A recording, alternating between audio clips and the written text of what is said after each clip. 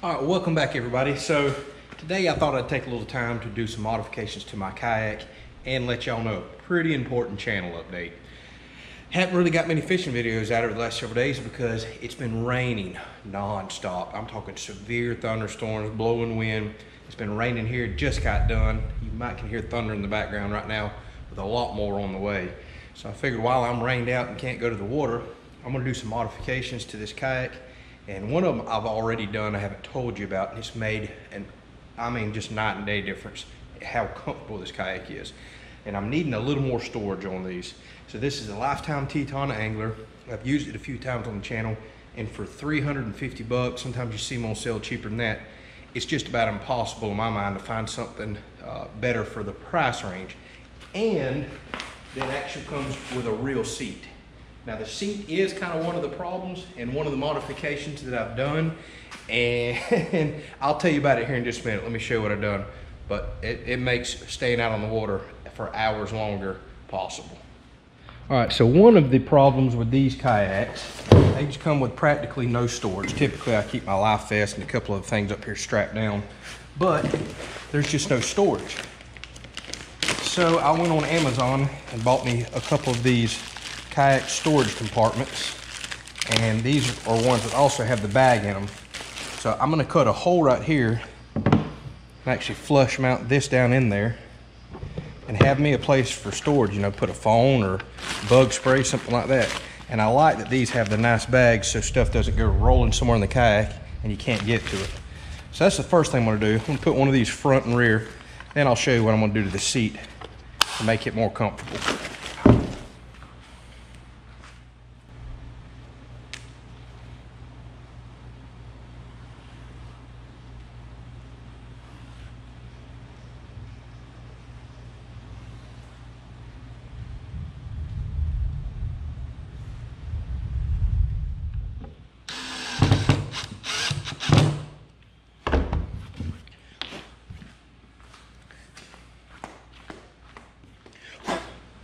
All right, that went in relatively easy, and now I have room for storage for very important things like toilet paper. Don't leave home without it. And bug spray. And I've still got room in there for several other things.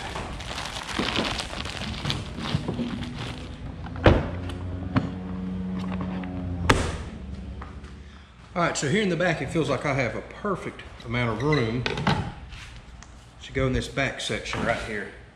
It's really deep, should have even more storage than up front. And now I have access to this without having to remove my crate, which goes right here.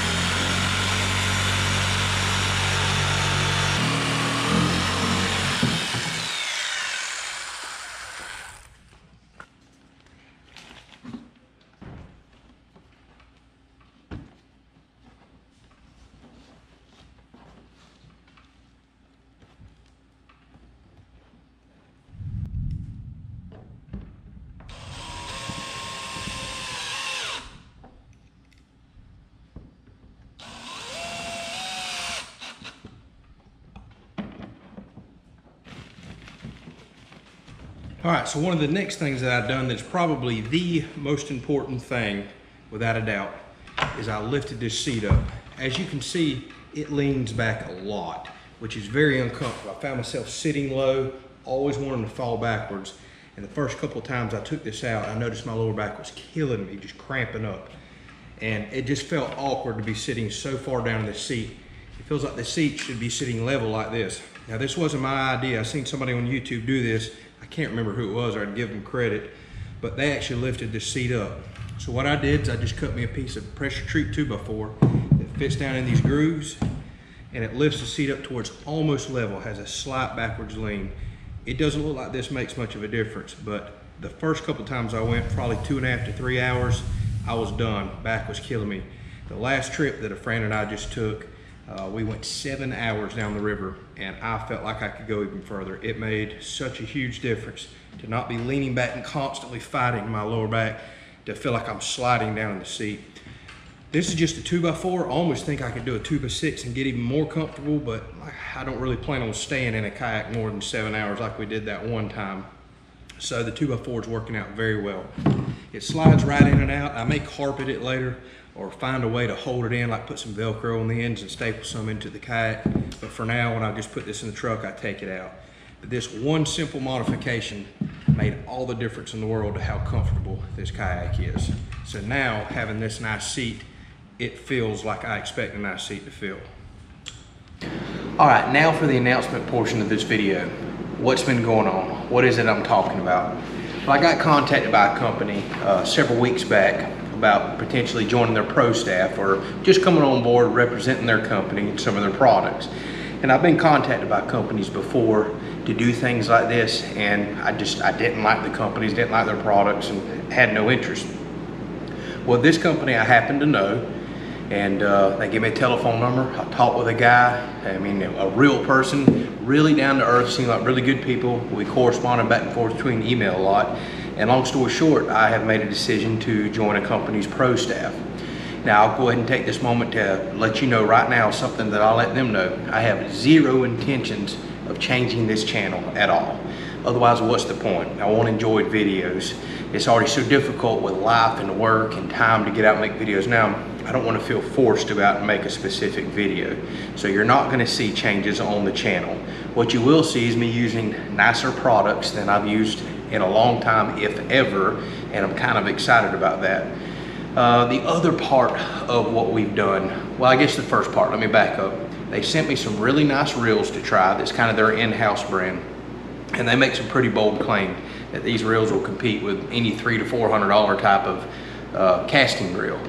Time will tell, we'll see. It's too early for me to say that.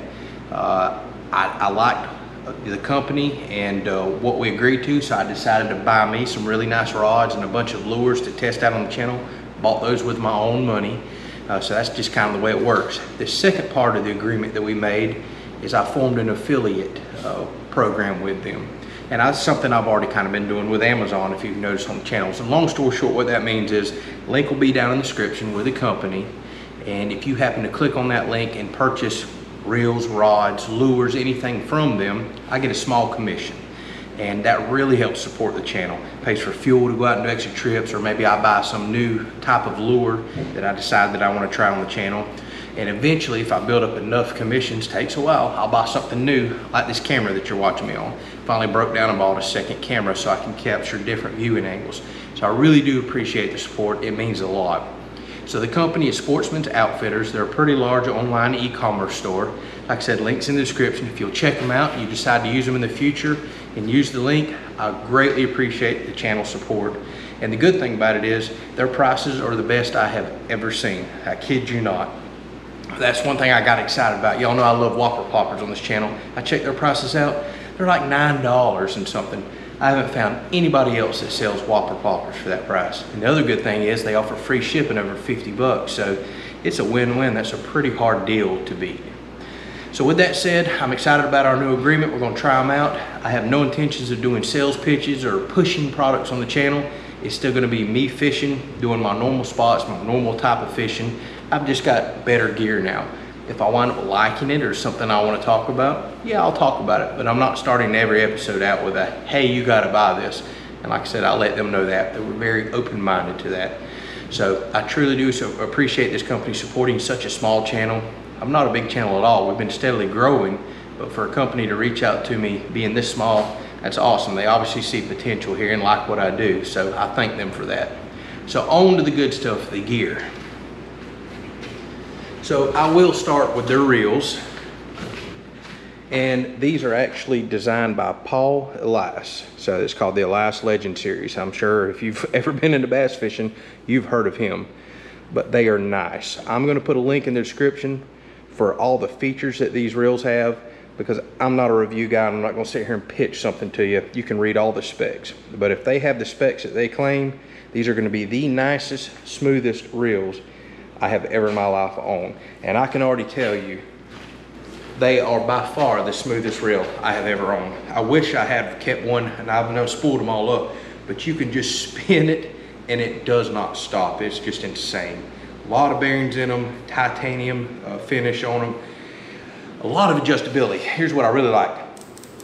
Positive clicks on absolutely everything on the reel. That's pretty important to me nowadays. Just feels comfortable. I'm excited about them. There's no doubt at the moment these are probably going to be the nicest reels I've ever owned and may ever own for bass fishing. So like I said, y'all can read the specs down there. Time will tell. We'll use them. I'll let you know the good and the bad. That's the way I'm going to be on this channel. Now, as far as the rods, I'm really excited about these. I figured, hey, let me get out of this entry-level equipment I've been fishing for a while. Back when I used to fish bass tournaments and really been bass fishing 15, 20 plus years ago, I had pretty nice equipment. Maybe not quite this nice, but way nicer than what I'm fishing with now. So I didn't want to pair a very nice reel up with an old entry-level rod. So I looked around, did a lot of reading, and decided I wanted to go with the Dobyns Fury series. Very good reviews online. A lot of y'all may know about some of the rods that I have, and one in particular is like everybody's ranting and raving over. So for the price range that these rods are in, I'll put that in the link too, it just seemed like a win-win to pair up with this reel. Sure, there's nicer rods out there, but from what everybody's saying for the price range that these are in, it's probably gonna be one of the nicest rods that I've ever had. So here's my first setup. I've got a 6'6" medium action rod, and you're probably wondering, why on earth would you do that? Well, when I fish out of kayaks, fish these rivers with overhanging limbs, I like a short rod that I can kind of get up in. I already have to cast close to the water, and a long rod gets aggravating. I've spooled this up with 10-pound line, and as you can see, it's almost fall, my favorite time for fishing Ned rigs. I don't really like fishing casting reels that much. I do fish them and I own some, but I just really love throwing a bait caster. I'm very comfortable with it, throwing forever. So this is going to kind of be my very light setup.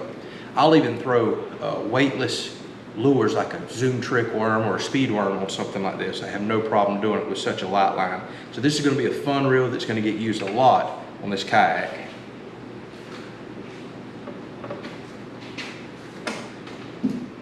All right, my next rod and reel setup. And I forgot to mention that was a 7-3-to-1 speed reel. This is also a 7-3-to-1 speed reel. But this is the one I'm most excited about. So again, Dobyns Fury Series rod. This is a 734C. You will see a lot of good reviews online about this rod and a lot of stuff on YouTube. This one, everybody claims is kind of your do-all rod. You can frog with it, you can cast plugs, you just kind of do everything with it. It's got a really nice backbone. It's kind of a medium heavy rod with a real fast tip.